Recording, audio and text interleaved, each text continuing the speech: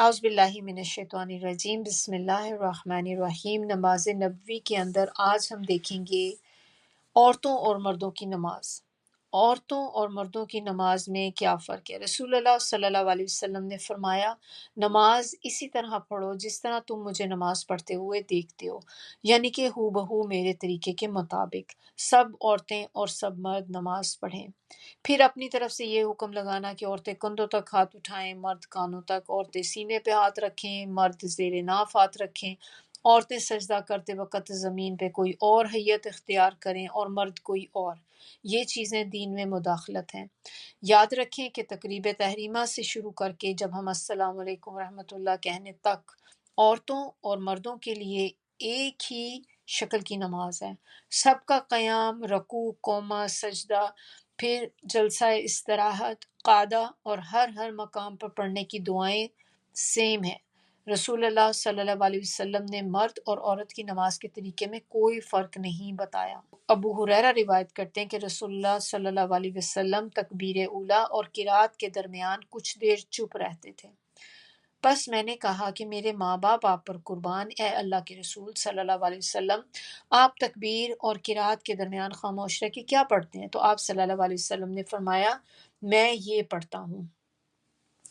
اور اس میں انہوں نے پھر وہ دعا بتائی ایک، اس میں ملٹیپل دعائیں ہیں، آج ہم اس میں ایک دعا دیکھیں گے۔ یہ یا اللہ میرے اور میرے گناہوں کے درمیان دوری ڈال دے، جیسے تو نے مشرق اور مغرب کے درمیان دوری رکھی ہے۔ اے اللہ مجھے گناہوں سے اس طرح پاک کر جیسا کہ سفید کپڑا میل سے پاک کیا جاتا ہے۔ اے اللہ مجھے میرے گناہوں سے اپنی بخشش کے پانی، برف اور اولوں سے دھو ڈال۔ صحیح بخاری کی ہے یہ والی دعا جو ہے کہتے ہیں بہت افضل دعا ہے، اور نبی صلی اللہ علیہ وسلم کی اپنی پرسنل دعا بھی ہے، اور موسٹ اوتھینٹک جو حدیث سے ہمیں پتہ چلتی وہ یہ دعا ہے۔ تو اس کے بعد نبی صلی اللہ علیہ وسلم کے پیچھے ایک شخص نے کہا، اللہ اکبر کبیرہ والحمد للہ کثیرہ وسبحان اللہ بکرۃ واصیلا۔ اللہ سب سے بڑا ہے، بہت بڑا ہے، ساری تعریف اس کی ہے، وہ ہر عیب سے پاک ہے، صبح اور شام ہم اس کی پاکی بیان کرتے ہیں۔ تو یہ سن کر رسول اللہ صلی اللہ علیہ وسلم نے فرمایا کہ اس کے لیے آسمان کے دروازے کھول دیے گئے ہیں۔ ابن عمر نے فرمایا کہ میں نے جب سے نبی صلی اللہ علیہ وسلم سے بات سنی تو پھر میں نے ان کلمات کو کبھی نہیں چھوڑا۔ صحیح مسلم کیا۔ رسول اللہ صلی اللہ علیہ وسلم جب نماز شروع کرتے تو کہتے، سبحانک اللہم وبحمدک وتبارک اسمک وتعالی جدک ولا الہ غیرک۔ اے اللہ تو پاک ہے ہر کمی، ہر خرابی، ہر غلطی سے، ہم تیری تعریف کے ساتھ تیری پاکی بیان کرتے ہیں۔ تیرا نام بڑا ہی بابرکت ہے، تیری بزرگی بلند ہے، تیرے سوا کوئی معبود نہیں۔ چینج کر کر کے پڑھتے رہنا چاہیے ان دعاؤں کو، کیونکہ اس سے یہ ہوتا ہے کہ آپ کی کنسنٹریشن بھی رہتی ہے نماز کے اندر، ہمارا خشوع رہتا ہے۔ تو نماز کے اندر ہم جتنا بدل بدل کے دعائیں پڑھیں گے، وہ دعائیں جو ہمیں نبی صلی اللہ علیہ وسلم سے ثابت ہیں، اپنی مرضی سے ہم نہیں پڑھ سکتے۔ تو اب یہ آپ نے پڑھ لی، تو اسی طرح آپ جیسے یہ بھی پڑھ سکتی ہیں، اللہ اکبر کبیرہ والحمد للہ کثیرہ وسبحان اللہ بکرۃ واصیلا۔ اور اس سے پہلے جو میں نے سب سے پہلے آپ کو جو دعا بتائی تھی، اللہم باعد بینی و بین خطایایا، یہ والی جو دعا ہے، یہ پوری دعا لمبی سی ہے تو وہ تو میں یہاں نہیں پڑھوں گی، میں نے آپ کو ترجمہ اس کا پڑھ کے سنا دیا تھا۔ تو سبحانک اللہ والی تو ہمیں یاد ہے آلریڈی، باقی دو ہیں وہ ہم ان کو آہستہ آہستہ یاد کریں گے تاکہ ہمارے پاس بھی ایک ورائٹی ہو۔ تو جب ہم کبھی نماز میں یہ پڑھیں، کبھی سوئچ کر کے دوسری پڑھیں، تو جب آپ نے یہ پڑھ لیا تو پھر اس کے بعد ہم کیا کہیں گے، اعوذ باللہ السمیع العلیم من الشیطان الرجیم من حمزہ ونفخہ ونفثہ۔ اللہ کی پناہ مانگتا ہوں جو ہر آواز کو سننے والا، ہر چیز کو جاننے والا ہے، مردود شیطان کے شر سے، اس کے خطرے سے، اس کی پھونکوں سے اور اس کے وسوسے سے۔ یہ ابو داؤد کی ہی روایت ہے۔ اور جب ہم یہ کہہ دیں گے تو پھر اس کے بعد جیسے ہم پھر آگے اپنی سورہ فاتحہ پڑھ لیں گے. بسم اللہ الرحمن الرحیم. الحمد للہ رب العالمین الرحمن الرحیم مالک یوم الدین ایاک نعبد و ایاک نستعین اہدنا الصراط المستقیم صراط الذین انعمت علیہم غیر المغضوب علیہم ولا الضالین. یہ اتنی امپورٹنٹ چیز ہے کہ اس کے بغیر ہماری نماز نہیں ہوگی. اگر ہم کبھی بھول جائیں سورہ فاتحہ پڑھنی، وہ رکعت آپ کو رپیٹ کرنی پڑے گی، کیونکہ اس کے بغیر آپ چاہے پورا قرآن پڑھ لیں لیکن سورہ فاتحہ اگر آپ پڑھنی بھول گئے ہیں تو وہ آپ کی نماز نہیں ہوتی، آپ کو اس کو دوبارہ کرنا پڑے گا. ہمیں اس کا ٹرانسلیشن ضرور آنا چاہیے. آپ لوگوں نے جن میں جو لوگ تو میرے ساتھ تھے شروع سے، جنہوں نے کیا ہے ترجمہ، ان کو تو آتا ہوگا، لیکن بہت سے لوگ ایسے ہیں جو نیو ہیں کلاس میں، تو اس کا ترجمہ ضرور یاد کریں، کیونکہ جب ہم نماز میں پڑھتے ہیں اور ہمیں پتہ ہو کہ ہم اللہ سے کیا کہہ رہے ہیں تو پھر آپ کی نماز خوبصورت ہو جاتی ہے، آپ کی نماز میں خشوع بھی ہوگا. ہم پڑھتے تو جا رہے ہیں لیکن ہمیں پتہ ہی کچھ نہیں پڑھ کیا رہے ہیں. تو خود آپ سوچیں کہ آپ اللہ سے کچھ کہہ رہے ہیں لیکن آپ کو یہ بھی نہیں پتا آپ کیا کہہ رہے ہیں، تو پوری نماز کا ٹرانسلیشن یاد کرنا مشکل نہیں ہے. یاد کریں گے تو ہمیں فائدہ ہوگا. تو اس لیے جو جو چیزیں آج ہم نے پڑھی ہیں، جو میں نے دعائیں بھی آپ کو بتائی ہیں، اسی لیے میں نے ترجمہ آپ کو پڑھ کے سنایا تھا تاکہ ہم اس کو یاد کر لیں. اور ہم سب نے یاد کرنا ہے اس کو، کیونکہ ہم نے اپنی نمازوں کو بہتر کرنا ہے. اور نماز وہ چیز ہے جس کا سب سے پہلا سوال نماز کے بارے میں ہوگا، اور اگر نماز ہی ہماری ٹھیک نہیں ہوگی تو آپ سوچ لیں کہ پھر آگے کا کیا حال ہوگا. تو یہ وہ ہے جو ہم پہ فرض ہے چیز، کم از کم اپنے فرائض کو تو ہم بہتر کر لینا. تو سورہ فاتحہ الحمد للہ رب العالمین، اللہ کے نام سے شروع کرتے ہیں. بسم اللہ ہم نے پہلے پڑھ لی، تو اس کے معنی ہے اللہ کے نام سے شروع کرتا ہوں جو نہایت مہربان نہایت رحم والا ہے.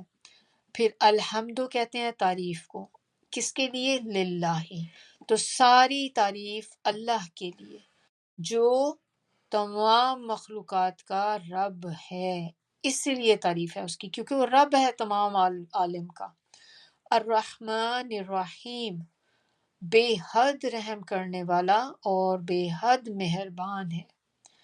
مالکی یوم الدین، مالک ہے جزا کے دن کا، بدلے کے دن کا مالک ہے. ایاک نعبد و ایاک نستعین، ایاک صرف تیری ہی، نعبد ہم عبادت کرتے ہیں، و ایاک اور صرف تیری ہی یا اور صرف تجھ ہی سے، نستعین ہم مدد مانگتے ہیں. اہدنا ہدایت دے ہمیں، کس چیز کی؟ الصراط المستقیم، سیدھے راستے کی. جب آپ دیکھیں کہ ہم نماز میں اب کتنی دفعہ سورہ فاتحہ پڑھتے ہیں، ہر رکعت میں سورہ فاتحہ پڑھتے ہیں، تو اتنی ہی دفعہ آپ اللہ سے یہ ہدایت مانگ رہے ہیں. تو اسی لیے کہتے ہیں سورہ فاتحہ دعا ہے. تو یہ جو پارٹ اس کا ہے نا بہت امپورٹنٹ ہے. اہدنا الصراط المستقیم، یہ دو چیزیں بھی جو ہیں ایاک نعبد و ایاک نستعین، اہدنا الصراط المستقیم. اگر کبھی انسان کو پریشانی ہو، آپ کو سمجھ نہیں آ رہی نا کیا کرنا ہے، کچھ راستہ نہیں سمجھ آ رہا، بس کوئی چیز نظر نہیں آ رہی کہ کس طرف کو جاؤں، کیا کروں، تو آپ یہ پڑھنا شروع کر دیں. ایاک نعبد و ایاک نستعین، اللہ تعالیٰ میں تیری ہی عبادت کرتی ہوں، میں تجھ ہی سے مدد مانگتی ہوں. اور کس سے مدد مانگوں اللہ؟ کہاں جاؤں، کہاں جاؤں؟ کون ہے جو آپ کے علاوہ میری مدد کر سکتا ہے؟ کوئی بھی نہیں کر سکتا. پھر آپ ساتھ ہی کیا کہتے ہیں؟ اہدنا الصراط المستقیم، اللہ تعالیٰ مجھے سیدھے راستے کی توفیق دے دے، مجھے سیدھے راستے کی ہدایت دے دے. مجھے یہ سمجھ نہیں آ رہی میں کیا کروں، میں کس طرف چلوں، میں کون سے راستے پہ جاؤں. دنیا میں ہی جیسے بہت سے معاملات کبھی ہمارے ایسے ہوتے ہیں کہ ہمیں سمجھ نہیں آ رہی ہوتی کہ ہم کیا کریں آگے سے، تو اس وقت یہ دعا مانگیں کہ اللہ تعالیٰ آپ ہمیں سیدھے راستے کی طرف گائیڈ کر دیں. تو یہ دونوں طرف کے لیے، آپ کی دنیا کے لیے بھی کام ہے اور آپ کے لیے یہ صراط مستقیم آپ کی آخرت کے لیے بھی، دونوں چیزوں کے لیے کوالیفائی کرے گی یہ چیز.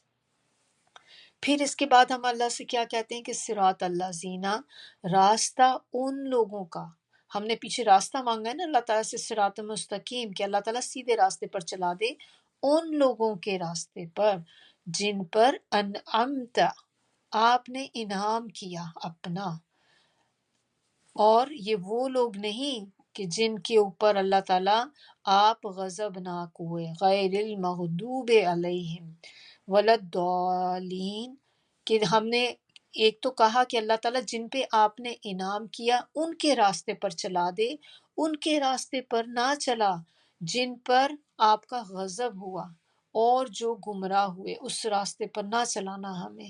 تو کتنی خوبصورت دعا ہے، آپ اس کو ایک دفعہ یاد کر لیں گے تو جب بھی آپ نماز پڑھیں گے تو آپ کو پتہ ہوگا کہ آپ اللہ تعالیٰ سے کیا کہہ رہے ہیں، اور اس کے بعد پھر آمین کہتے ہیں، کیونکہ دعا ہے نا تو دعا کے بعد آمین کہتے ہیں۔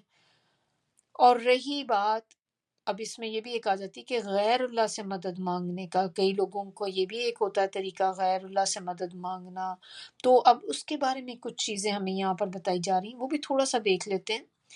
اللہ تعالیٰ نے یہ بات ہمیں واضح طور پہ بتا دی کہ ہر قسم کی مدد جو ہے وہ اللہ ہی کی طرف سے آتی ہے، اور اسی طرح سورہ آل عمران کے اندر بھی ہے، اس میں بتایا جا رہا ہے کہ فرق صرف یہ ہے کہ کبھی اللہ تعالیٰ محض اپنے حکم کی طاقت سے براہ راست اپنے بندوں کی مدد کرتا ہے۔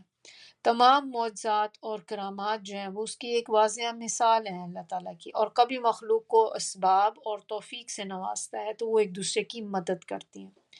لیکن جب کسی فوت شدہ بزرگ کی روح کو ہر چیز کو جاننے والا اور ہر چیز پر قدرت رکھنے والا سمجھ کر پکارا جائے تو یہ عقیدہ جو ہے یہ شرک اکبر ہے، یہ نہیں آپ کر سکتے۔ آپ دنیا میں تو کسی کو مدد کے لیے پکار سکتے ہیں کہ آپ کو پتہ ہے کہ اگر وہ بندہ اس کی طاقت رکھتا ہے، جیسے کہ اگر آپ کو جاب کی ضرورت ہے اور آپ کو پتہ ہے کہ وہ بندہ جو ہے اس کے پاس اپنا ایک سٹور ہے جس پہ بہت سارے اس کے چانسز ہیں اس کے پاس کہ وہ رکھ سکتا ہے وہاں پہ، تو آپ دیکھیں کہ آپ اس سے بات کر سکتے ہیں کہ آپ کے پاس کوئی اوپننگ ہو، مجھے جاب کی ضرورت ہے تو مجھے کوئی جاب آپ دے دیں، تو وہ مدد مانگنا جو شرک میں نہیں آتا، ایسی مدد آپ مانگ سکتے ہیں جس کا وہ کیپیبل ہو، لیکن آپ کا یقین یہ ہونا چاہیے کہ اللہ کا اذن ہوگا تو ہی یہ بندہ میری مدد کر سکتا ہے۔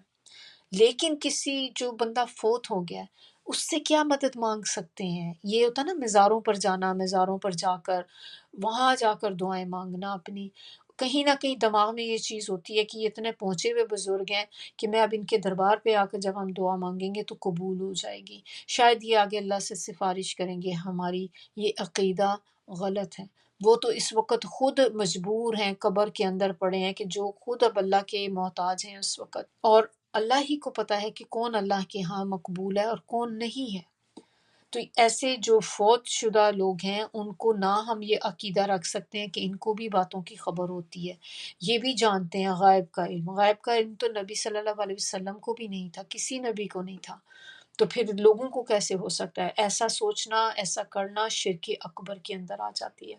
اللہ تعالیٰ نے ایسی چیز جیسے ہر کسی کو چیز کو جاننا، ہر چیز پہ قدرت رکھنا اللہ تعالیٰ کی خاص صفات ہیں، یہ کسی کو اللہ تعالیٰ نے عطا نہیں کی اپنے علاوہ۔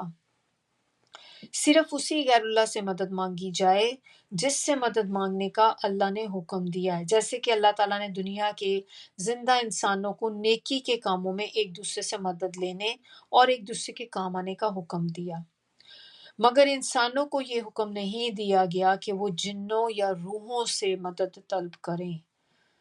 جس عقیدے اور طریقے سے اللہ سے مدد مانگی جاتی ہے اس عقیدے اور طریقے سے غیر اللہ سے مدد نہیں مانگی جائے گی، اور جس طریقے سے اللہ تعالیٰ اپنی مخلوق کی مدد کرتا ہے اس طریقے سے مخلوق ایک دوسرے کی مدد نہیں کر سکتی، صرف اللہ ہی سے ہر قسم کی مدد مانگی جا سکتی ہے۔ غیر اللہ سے ایسی مدد مانگنے کے لیے ضروری ہے کہ اللہ نے اس غیر اللہ کو مدد کرنے کا اختیار بھی دیا ہو اور مجبور اور بے کس لوگوں کو اس سے فریاد کرنے کا حکم دیا ہو۔ اللہ تعالیٰ نے عالم ارواح میں تمام انبیاء علیہ السلام سے یہ وعدہ لیا تھا کہ اگر تمہاری زندگی میں میرا رسول آ گیا تو تمہیں اس پر ایمان لانا ہوگا اور اس کی مدد کرنی ہوگی۔ جو ایسا نہیں کرے گا وہ فاسق ہو جائے گا۔ یہ بھی سورہ آل عمران کے اندر ہے، آیا 81-82 میں۔ کیا کسی رسول نے اپنی پوری زندگی میں مذکور عہد کے حوالے سے یا اپنے طور پہ جنگوں یا مصیبتوں میں کبھی کسی نبی کی روح سے غائبانہ طور پہ مدد مانگی؟ کبھی ہمیں ہسٹری سے پتہ چلتی ہے بات، کہیں سے ہمیں پتہ چلا ہو کہ پیغمبروں نے بھی کبھی ایسا کوئی کام کیا ہے، یا کبھی انہوں نے یہ اس قسم کا کوئی نعرہ لگایا ہو کہ یا ابراہیم مدد، یا زکریا، اس طرح کے جو لوگ نعرے لگاتے ہیں، ہم نے تو کسی پیغمبر سے اس طرح کی کوئی چیز نہیں سنی۔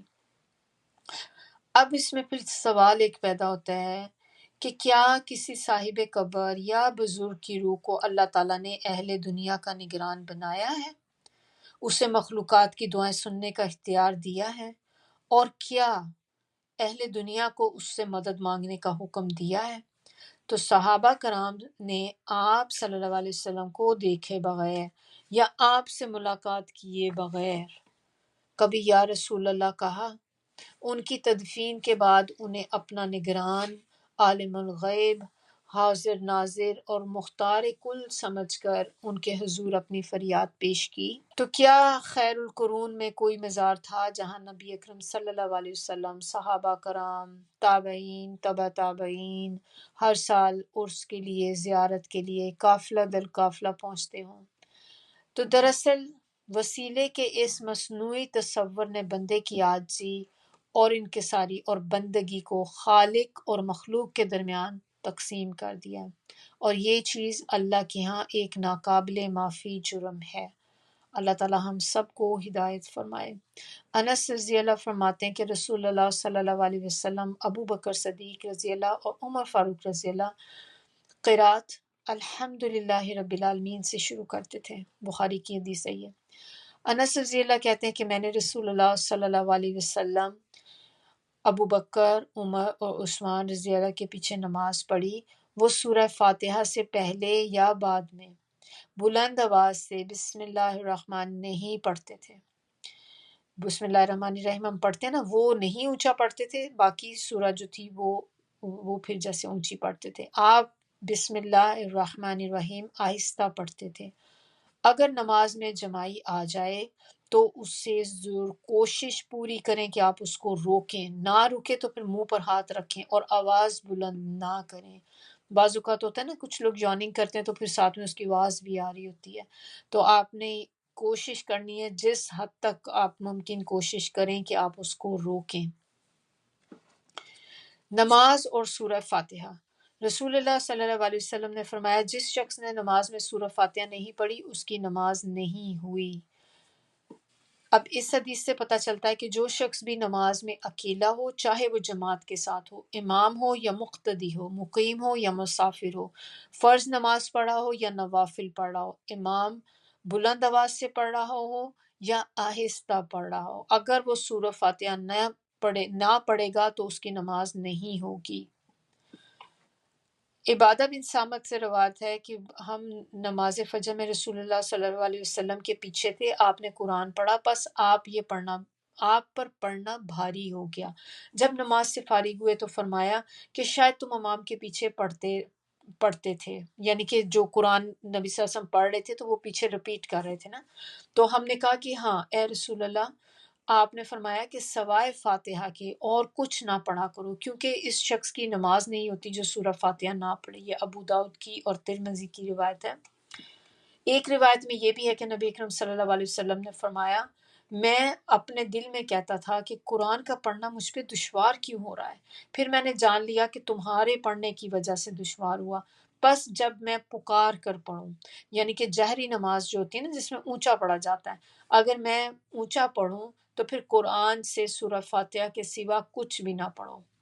تو یعنی کہ جب اگر آپ نے دیکھا کہ کچھ نمازیں ایسی ہوتی ہیں نا جس میں اونچا نہیں پڑھا جاتا، جیسے ظہر ہے، عصر ہے، تو جو نمازوں میں تو اونچا نہیں پڑھیں گے آپ، تو پھر اس میں آپ امام کے پیچھے آپ اپنی سورہ فاتحہ تو آپ نے ہر حال میں پڑھنی، چاہے امام اونچی پڑھا ہے تو بھی آپ نے اپنی پڑھنی ہے، اگر وہ نہیں اونچا پڑھا تو بھی آپ نے پڑھنی ہے۔ لیکن وہ نمازیں جس میں آپ لاؤڈ نہیں ہوتے، اس میں بعد میں آپ نے اپنی اپنی صورتیں خود پڑھنی ہیں، امام اپنی خود پڑھے گا، آپ اپنی خود پڑھیں گے۔ جو جہری نمازیں ہیں جس میں لاؤڈ پڑھا جاتا ہے، اس میں یہ ہوگا کہ آپ صرف فاتحہ پڑھیں گے اور اس کے بعد آپ چپ کر کے خاموشی سے سنیں گے جو امام پڑھ رہا ہے۔ ابو ہریرہ بیان کرتے ہیں کہ رسول اللہ صلی اللہ علیہ وسلم نے فرمایا، جس شخص نے نماز پڑھی اور اس میں سورہ فاتحہ نہ پڑھی، پس وہ نماز ناقص ہے، پوری نہیں ہے۔ سیدنا انس فرماتے ہیں کہ رسول اللہ صلی اللہ علیہ وسلم نے اپنے صحابہ کرام کو نماز پڑھائی، فارغ ہو کر ان کی طرف متوجہ ہو کر پوچھا، کیا تم اپنی نماز میں امام کی قرات کے دوران میں پڑھتے ہو؟ سب خاموش رہے۔ 3 بار آپ صلی اللہ علیہ وسلم نے ان سے پوچھا تو انہوں نے جواب دیا کہ ہاں، ہم ایسا کرتے ہیں۔ تو آپ نے کہا ہے کہ ایسا نہ کرو، تم صرف سورہ فاتحہ دل میں پڑھ لیا کرو۔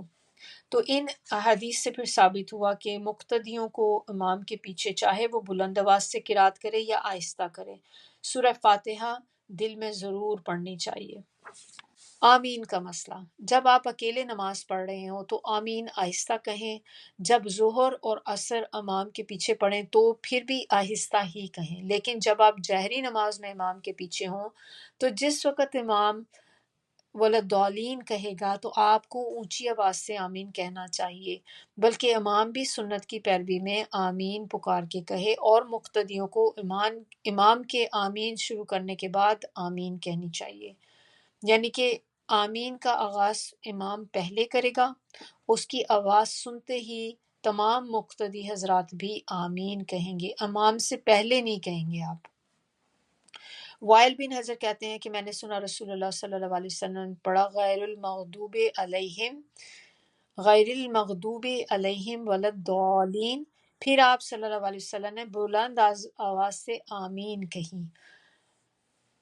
ابو ہریرہ فرماتے ہیں کہ رسول اللہ صلی اللہ علیہ وسلم نے فرمایا، جب امام آمین کہے تو تم بھی آمین کہو، جس شخص کی آمین فرشتوں کی آمین کے موافق ہو گئی تو اس کے پہلے سارے گناہ معاف کر دیے جاتے ہیں۔ صحیح بخاری کی اور مسلم کی یہ حدیث ہے۔ اس حدیث سے معلوم ہوا کہ جس مقتدی نے ابھی سورہ فاتحہ شروع یا ختم نہیں کی، وہ بھی آمین کہنے میں دوسروں کے ساتھ شریک ہوگا تاکہ اسے بھی گزشتہ گناہوں کی معافی مل جائے۔ جیسے کہ بعض اوقات ہوتا ہے نا، ہم لیٹ جوائن کرتے ہیں نماز کو، تو جب آپ لیٹ جوائن کرتے ہیں تو اب آپ بعد میں آئے ہیں تو سورہ فاتحہ وہ آلریڈی پڑھ رہے تھے یا ختم ہونے والی تھی ان کی، آپ نے اپنی شروع کی، لیکن ان کی آمین پہ آپ بھی ساتھ اس وقت سٹاپ کر کے آمین کہیں گے۔ اور اس میں رسول اللہ صلی اللہ علیہ وسلم نے فرمایا کہ جس قدر یہودی سلام اور آمین سے چڑھتے ہیں اتنا کسی اور چیز سے نہیں چڑھتے، پس تم کثرت سے آمین کہنا۔ حضرت ایک حافظ ابن عبد البر کہتے ہیں، انہوں نے ذکر کیا کہ امام احمد بن حنبل اس شخص پہ سخت ناراض ہوتے جو بلند آواز سے آمین کہنے کو مکروہ سمجھتا، کیونکہ یہودی آمین سے چڑھتے ہیں۔ رسول اللہ صلی اللہ علیہ وسلم نے فرمایا کہ جب تم نماز کے لیے کھڑے ہو تو تکبیر کہو اور قرآن مجید سے جو کچھ یاد ہو اس میں سے جو کچھ آسانی سے پڑھ سکتے ہو تو وہ پڑھ لو۔ سبحانک اللہم و بحمدک، نشہد ان لا الہ الا انت، نستغفرک و نتوب الیک۔